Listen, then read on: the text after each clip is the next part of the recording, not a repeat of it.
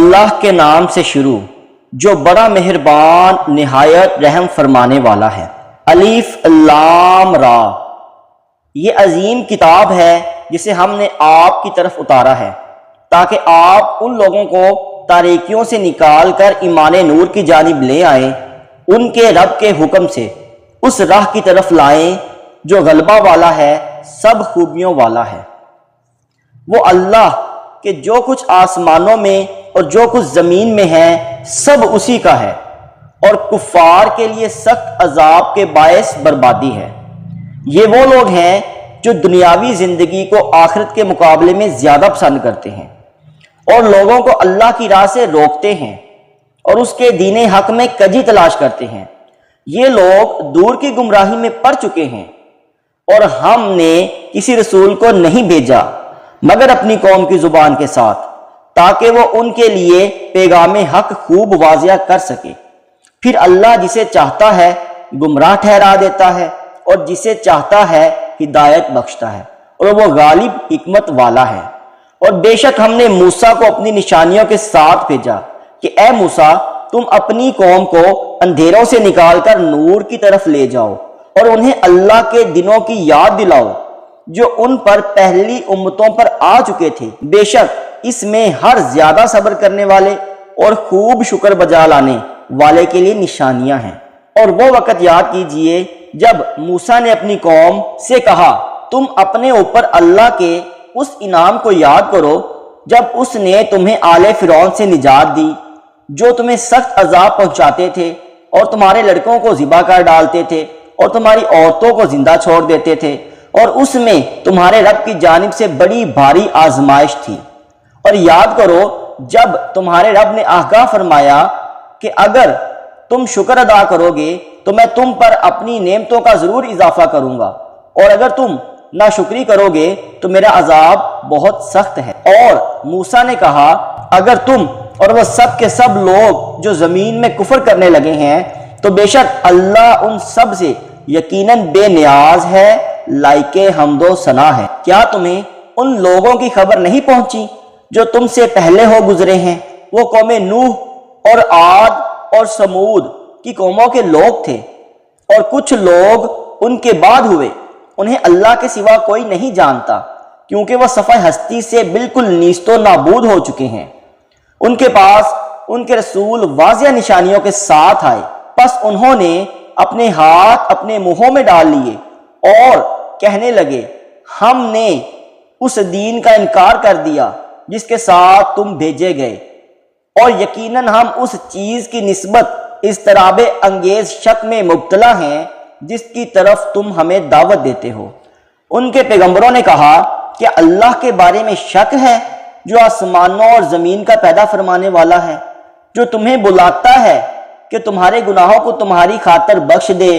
اور تمہاری نافرمانیوں کے باوجود تمہیں ایک مقرر میعاد تک مہلت دیے رکھتا ہے۔ وہ کافر بولے، تم تو صرف ہمارے جیسے بشر ہی ہو، تم یہ چاہتے ہو کہ ہمیں بتوں سے روک دو جن کی پرستش ہمارے باپ دادا کیا کرتے تھے، سو تم ہمارے پاس کوئی روشن دلیل لاؤ۔ ان کے رسولوں نے کہا، اگرچہ ہم نفس بشریت میں تمہاری طرف انسان ہی ہو کر آئے ہیں،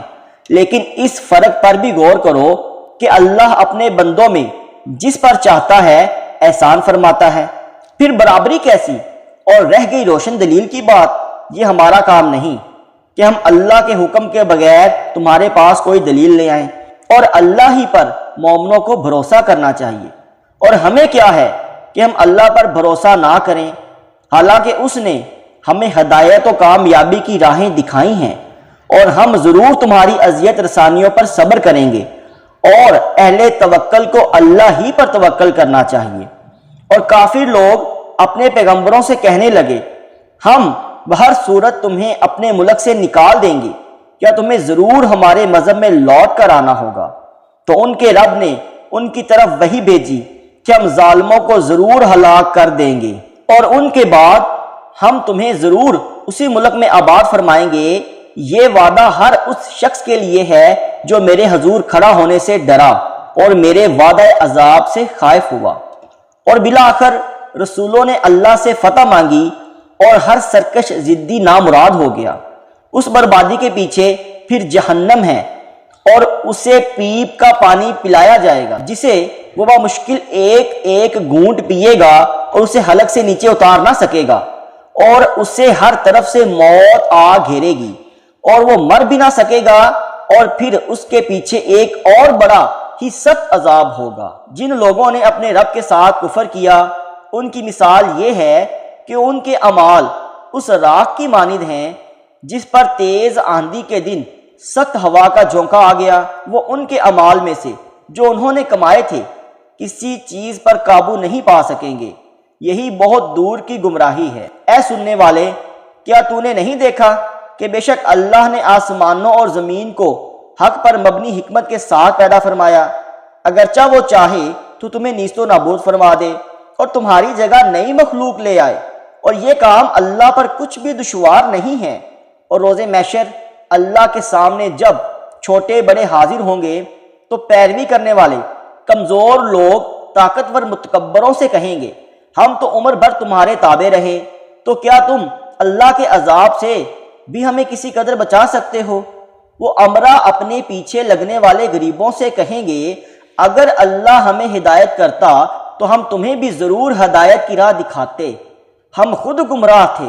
سو تمہیں بھی گمراہ کرتے رہے، ہم پر برابر ہے خواہ آج ہم آہوزاری کریں یا صبر کریں، ہمارے لیے کوئی راہ فرار نہیں ہے۔ اور شیطان کہے گا جب فیصلہ ہو چکے گا کہ بے شک اللہ نے تم سے سچا وعدہ کیا تھا اور میں نے بھی تم سے وعدہ کیا تھا، سو میں نے تم سے وعدہ خلافی کی ہے اور مجھے دنیا میں تم پر کسی قسم کا زور نہیں تھا سوائے اس کے کہ میں نے تمہیں باطل کی طرف بلایا، سو تم نے اپنے مفاد کی خاطر میری دعوت قبول کی۔ اب تم مجھے ملامت نہ کرو بلکہ خود اپنے آپ کو ملامت کرو، نہ میں آج تمہاری فریاد رسی کر سکتا ہوں اور نہ تم میری فریاد رسی کر سکتے ہو۔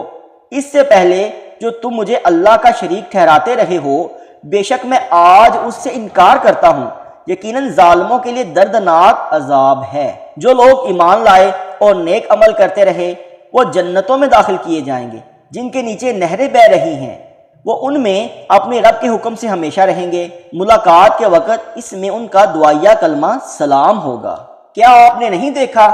اللہ نے کیسی مثال بیان فرمائی کہ پاکیزہ بات اس پاکیزہ درخت کی مانند ہے جس کی جڑ زمین میں مضبوط ہے اور اس کی شاخیں آسمان میں ہیں، اور وہ درخت اپنے رب کے حکم سے ہر وقت پھل دے رہا ہے، اور اللہ لوگوں کے لیے مثالیں بیان فرماتا ہے تاکہ وہ نصیحت حاصل کریں۔ اور ناپاک بات کی مثال اس ناپاک درخت کی سی ہے جسے زمین کے اوپر ہی سے اکھاڑ لیا جائے اور اسے ذرا بھی قرار و بقا نہ ہو۔ اللہ ایمان والوں کو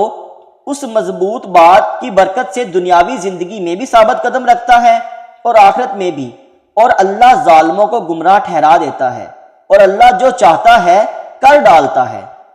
کیا آپ نے ان لوگوں کو نہیں دیکھا جنہوں نے اللہ کی نعمت کو کفر سے بدل ڈالا اور انہوں نے اپنی قوم کو تباہی کے گھر میں اتار دیا؟ وہ دوزخ ہے جس میں جھونکے جائیں گے اور وہ برا ٹھکانہ ہے۔ اور انہوں نے اللہ کے لیے شریک بنا ڈالے تاکہ وہ لوگوں کو اس کی راہ سے بہکائیں۔ فرما دیجئے تم چند روزہ فائدہ اٹھا لو، بے شک تمہارا انجام آگ ہی کی طرف جانا ہے۔ آپ میرے مومن بندوں سے فرما دیں کہ وہ نماز قائم رکھیں اور جو رزق ہم نے انہیں دیا ہے اس میں سے پوشیدہ اور علانیہ ہماری راہ میں خرچ کرتے رہیں، اس دن کے آنے سے پہلے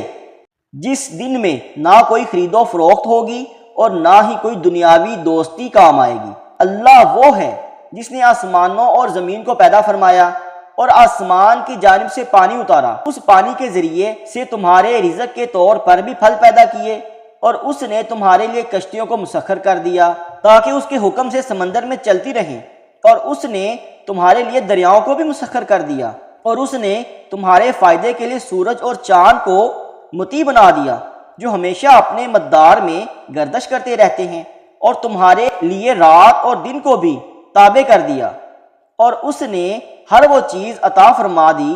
جو تم نے اس سے مانگی، اور اگر تم اللہ کی نعمتوں کو شمار کرنا چاہو تو پورا شمار نہ کر سکو گے۔ بے شک انسان بڑا ہی ظالم، بڑا ہی ناشکر گزار ہے۔ اور یاد کیجئے جب ابراہیم نے عرض کیا اے میرے رب اس شہر مکہ کو جائے امن بنا دے اور مجھے اور میرے بچوں کو اس بات سے بچا لے کہ ہم بتوں کی پرستش کریں۔ اے میرے رب ان بتوں نے بہت سے لوگوں کو گمراہ کر ڈالا ہے، بس جس نے میری پیروی کی وہ تو میرا ہوگا، اور جس نے میری نافرمانی کی تو بے شک تو بڑا بخشنے والا نہایت مہربان ہے۔ اے ہمارے رب بے شک میں نے اپنی اولاد اسماعیل کو مکہ کی بے آب و گیاہ وادی میں تیرے حرمت والے گھر کے پاس بسا دیا ہے۔ اے ہمارے رب تاکہ وہ نماز قائم رکھیں، پس تو لوگوں کے دلوں کو ایسا کر دے کہ وہ شوق محبت کے ساتھ ان کی طرف مائل رہیں، اور انہیں ہر طرح کے پھلوں کا رزق عطا فرما تاکہ وہ شکر بجا لاتے رہیں۔ اے ہمارے رب بے شک تو سب کچھ جانتا ہے، جو ہم چھپاتے ہیں اور جو ہم ظاہر کرتے ہیں، اور اللہ پر کوئی بھی چیز نہ زمین میں پوشیدہ ہے اور نہ ہی آسمان میں۔ سب تعریفیں اللہ کے لیے ہیں جس نے مجھے بڑھاپے میں اسماعیل اور اسحاق دو فرزند عطا فرمائے۔ بے شک میرا رب دعا خوب سننے والا ہے۔ اے میرے رب مجھے اور میری اولاد کو نماز قائم رکھنے والا بنا دے۔ اے ہمارے رب تو میری دعا قبول فرما لے۔ اے ہمارے رب مجھے بخش دے اور میرے والدین کو بھی بخش دے اور دیگر سب مومنوں کو بھی جس دن حساب قائم ہوگا، اور اللہ کو ان کاموں سے ہرگز بے خبر نہ سمجھنا جو ظالم انجام دے رہے ہیں، بس وہ تو ان ظالموں کو فقط اس دن کے لیے مہلت دیے جا رہا ہے جس میں آنکھیں پھٹی رہ جائیں گی۔ وہ لوگ میدان حشر کی طرف اپنے سر اوپر اٹھائے دوڑتے جا رہے ہوں گے، اس حال میں کہ ان کی پلکیں بھی نہ جھپکتی ہوں گی اور ان کے دل سکت سے خالی ہو رہے ہوں گے۔ اور آپ لوگوں کو اس دن سے ڈرائیں جب ان پر عذاب آ پہنچے گا تو وہ لوگ جو ظلم کرتے رہے ہوں گے کہیں گے اے ہمارے رب ہمیں تھوڑی دیر کے لیے مہلت دے دے کہ ہم تیری دعوت کو قبول کر لیں اور رسولوں کی پیروی کر لیں۔ ان سے کہا جائے گا کہ کیا تم ہی لوگ پہلے قسمیں نہیں کھاتے رہے کہ تمہیں کبھی زوال نہیں آئے گا، اور تم اپنی باری پر انہی لوگوں کے چھوڑے ہوئے محلات میں رہتے تھے جنہوں نے اپنے اپنے دور میں اپنی اپنی جانوں پر ظلم کیا، اور تم اپنی باری پر انہی لوگوں کے چھوڑے ہوئے محلات میں رہتے تھے جنہوں نے اپنی جانوں پر ظلم کیا تھا، حالانکہ تم پر عیاں ہو چکا تھا کہ ہم نے ان کے ساتھ کیا معاملہ کیا تھا، اور ہم نے تمہارے فہم کے لیے مثالیں بھی بیان کی تھی، اور انہوں نے اپنی طرف سے بڑی فریب کاریاں کی جبکہ اللہ کے پاس ان کے ہر فریب کا توڑ تھا، اگرچہ ان کی مکارانہ تدبیریں ایسی تھیں کہ ان سے پہاڑ بھی اکھڑ جائیں۔ تو اللہ کو ہرگز اپنے رسولوں سے وعدہ خلافی کرنے والا نہ سمجھنا، بے شک اللہ غالب ہے، بدلہ لینے والا ہے۔ جس دن یہ زمین دوسری زمین سے بدل دی جائے گی اور جملہ آسمان بھی بدل دیے جائیں گے، اور سب لوگ اللہ کے روبرو حاضر ہوں گے جو ایک ہے، سب پر غالب ہے، اور اس دن آپ مجرموں کو زنجیروں میں جکڑے ہوئے دیکھیں گے، ان کے لباس گندک یا ایسے روغن کے ہوں گے جو آگ کو خوب بھڑکاتا ہے، اور ان کے چہروں کو آگ ڈھانپ رہی ہوگی تاکہ اللہ ہر اس شخص کو ان کے اعمال کا بدلہ دے دے جو اس نے کما رکھے ہیں۔ بے شک اللہ حساب میں جلدی فرمانے والا ہے۔ یہ قرآن لوگوں کے لیے مکمل پیغام کا پہنچا دینا ہے۔ قرآن لوگوں کے لیے مکمل پیغام کا پہنچا دینا ہے تاکہ انہیں اس کے ذریعے ڈرایا جائے، اور یہ کہ وہ خوب جان لیں بس وہی اللہ معبود یکتا ہے،